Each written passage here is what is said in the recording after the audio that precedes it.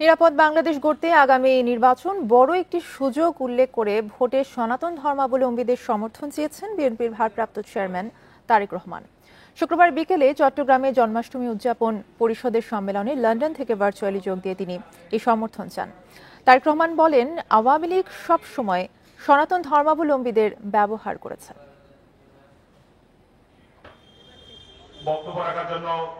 চট্টগ্রামের জে.এম. সেন হল প্রাঙ্গণে সম্মেলনের আয়োজন করে জন্মাষ্টমী উদযাপন পরিষদের কেন্দ্রীয় কমিটি। সম্মেলনে যোগ দেন বিভিন্ন মঠ মন্দিরের সাধু সন্ন্যাসীরা। স্থায়ী কমিটির সদস্য আমির খসরু মাহমুদ চৌধুরী সহ বিএনপি নেতারা উপস্থিত ছিলেন।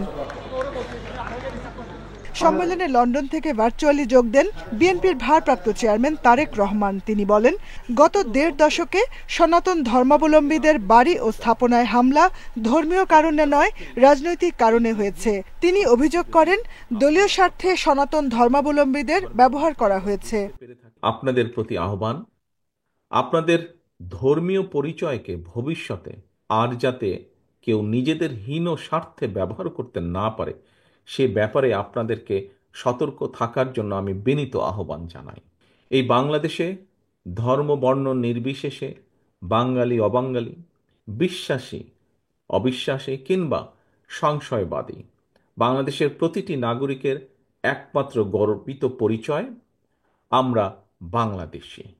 নির্বাচিত সরকার ছাড়া গণতন্ত্র নিশ্চিত করা যাবে না মন্তব্য করে আগামী নির্বাচনে সনাতন ধর্মাবলম্বীদের সমর্থন চান তারেক রহমান।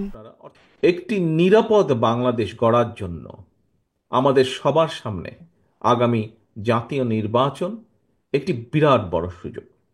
এই সুযোগকে কাজে লাগিয়ে ধর্ম বর্ণ নির্বিশেষে সকলের জন্য একটি নিরাপদ গণতান্ত্রিক দেশ গড়ার জন্য বিএনপি আপনাদের সমর্থন এবং সহযোগিতা চায়।